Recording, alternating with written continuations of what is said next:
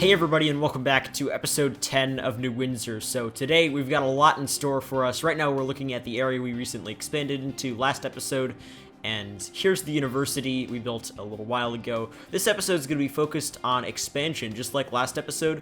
We're going to be building in an area near downtown. We're going to have a bunch of different focuses. So in the yellow, we're going to be building a hospital complex with King Leno's Children's Hospital. In the red, we're going to be building an office building and some parking lots near it. That's going to be attached to the hospital. And in the green, we're going to be building a Marriott hotel and its surrounding shops and parking lots and stuff like that. In the blue, we're going to be building a bunch of mixed zoning residential and commercial to fill in the gaps. So yeah, let's get straight into it.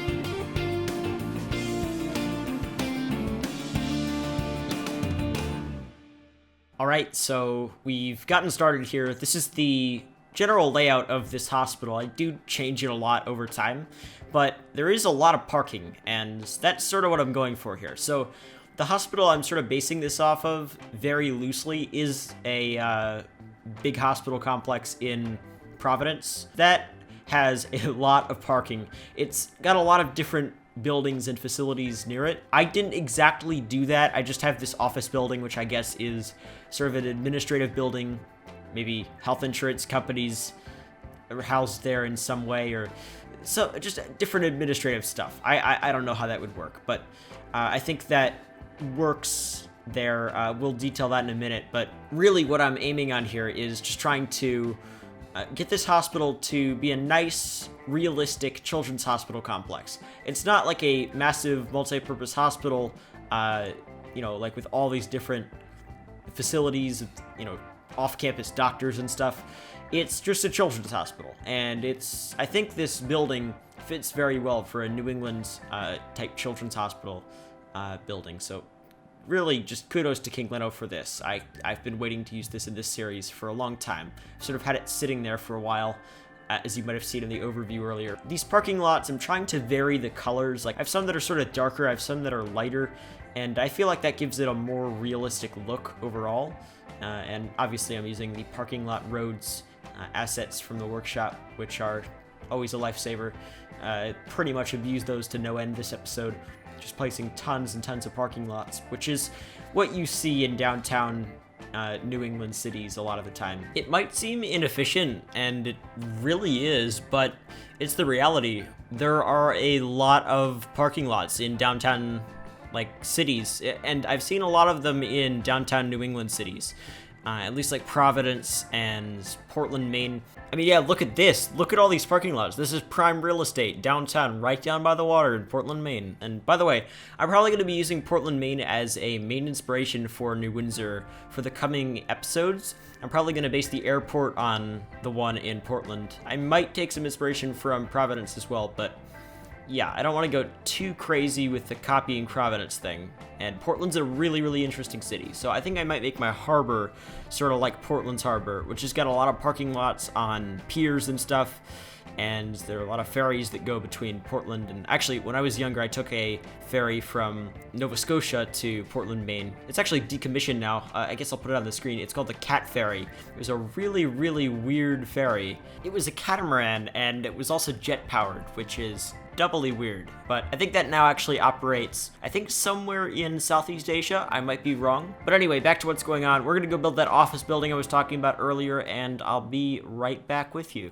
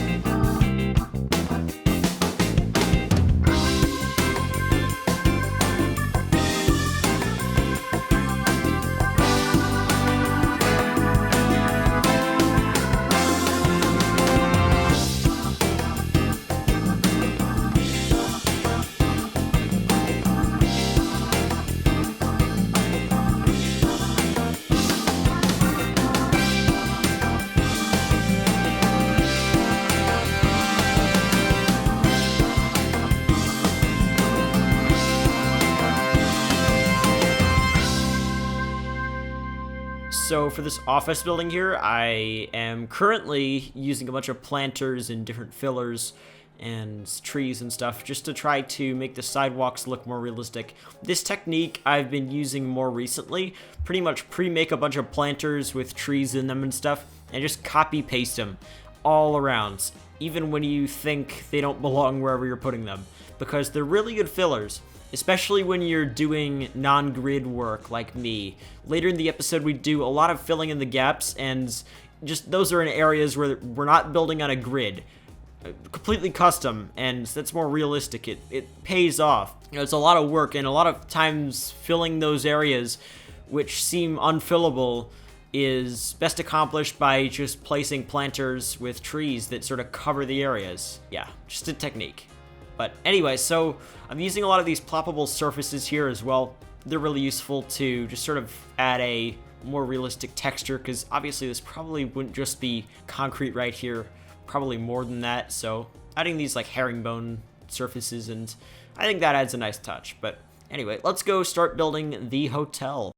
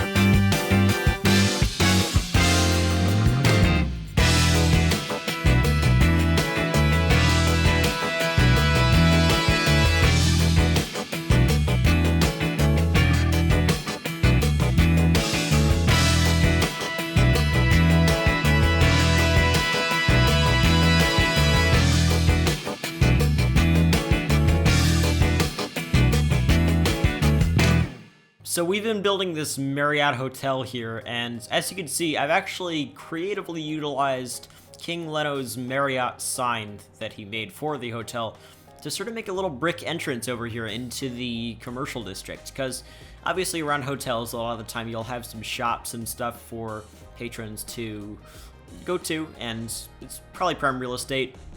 Land value increased by the hotel. Lots of little shops there, and that's sort of what I did. The actual hotel I'm trying to make relatively realistic. I haven't really made many realistic hotels before like this. I'm finally able to use this beautiful asset by King Leno.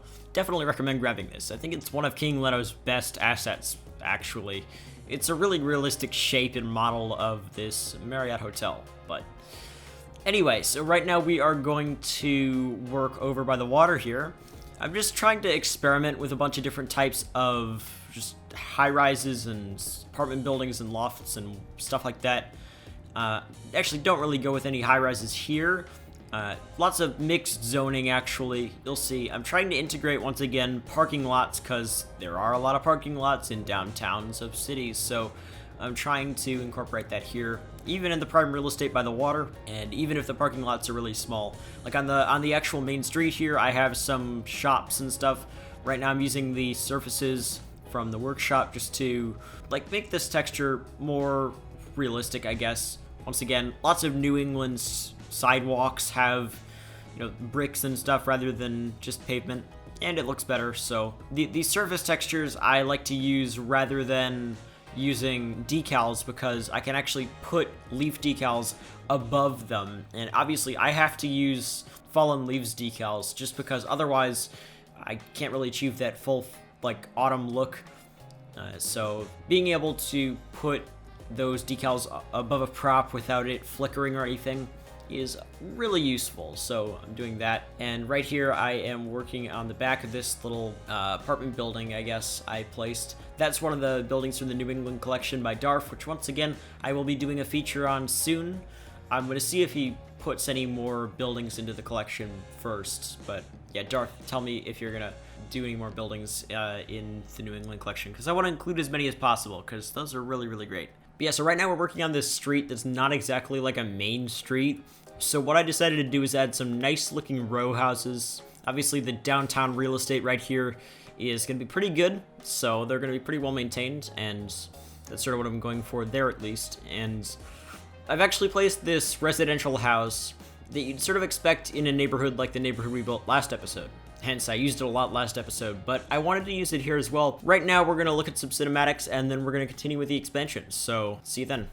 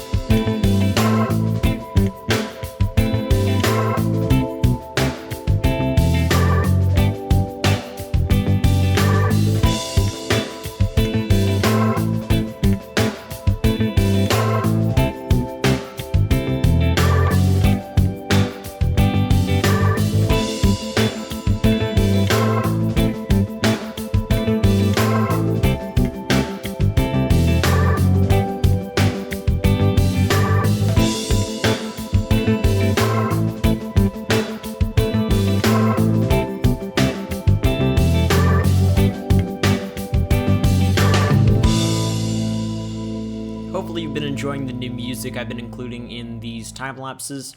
Somebody said a couple episodes ago, maybe last episode, I don't know, just to add some more audio tracks, some new music, just because I've been, I've been using the same music for really all series at this point, adding one track in here and there, and we're 10 episodes in, so yeah, it's about time that I added some more music. And I pretty much said, there's too small of a selection on the site I use, but I was like, okay, I'll go scavenge for some music, and I found some, so I'll probably start using these tracks a lot in the time lapses, and I think that's a good idea. So tell me how you like that stuff. But right now we're building this park, which I really like because we're using these new paths here, which makes building parks a lot easier. Like before, parks would look really awkward and weird. Now you just pretty much drag them around like just an area, these paths, and you get a really nice shape, and from above it looks great. You just add a couple trees and a couple benches, you're done,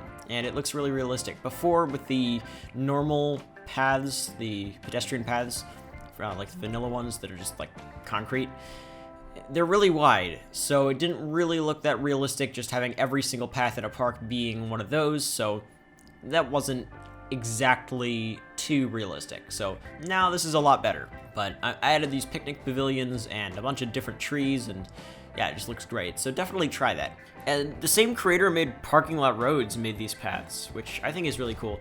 Earlier in the episode, I actually used them in the hospital area to build like an overpass or like a bridge or something that people could walk down from the hospital on. It's just like a pedestrian bridge of some sort. It looked really awkward, so I removed it, but that's why you saw that really weird green thing there for a while. Because that's sort of what you get when you make an elevated path with these paths. I mean, it looks nice, but I was using it in a really weird way, which sort of doesn't work. So yeah, I'm definitely gonna have to try it again in the future, but maybe not curve it twice like I did today, because that didn't work all that well. Didn't handle it too well. But anyway, we're sort of coming to the end of the video. Hopefully you all enjoyed. If you did, make sure to leave a like. It really is appreciated. It helps new people find the videos. And in addition, subscribe if you're new around here, and hit the bell icon next to the subscribe button to get notified whenever I upload a new video, which is definitely really helpful because sometimes videos won't go to your sub box. So if you hit that notification button,